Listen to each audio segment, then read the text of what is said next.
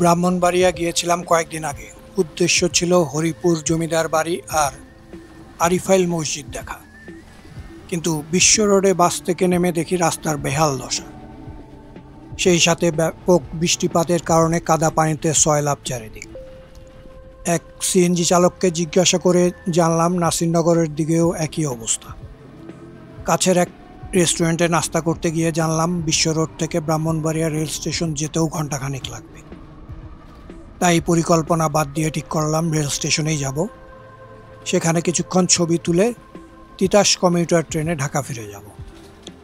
নাস্তা করে সিএনজি খুঁজছিলাম। একজন জানালেন তিনি আমাকে পৈরাতলা নামিয়ে দিবেন, সেখান থেকে অটোতে 10 টাকায় স্টেশনে যেতে পারব। পুরো রাস্তা ঝাঁকি খেতে খেতে পৈরাতলা আসলাম।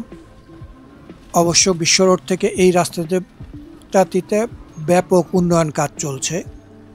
পৈরাতলা নেমে দেখলাম ফ্লাইওভার তৈরি হচ্ছে। এবার অটোতে করে রেল স্টেশনে যাত্রা শুরু করলাম। এটা শহরের ভিতরের অংশ।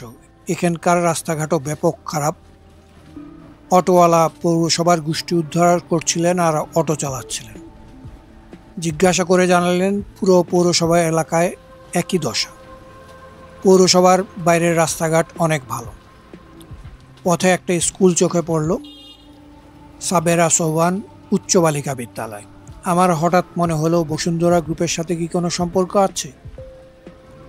অটোওয়ালা জানালে তার জানা নেই। পরে অবশ্য জেনেছিলাম এটা কোনো সম্পর্ক নাই।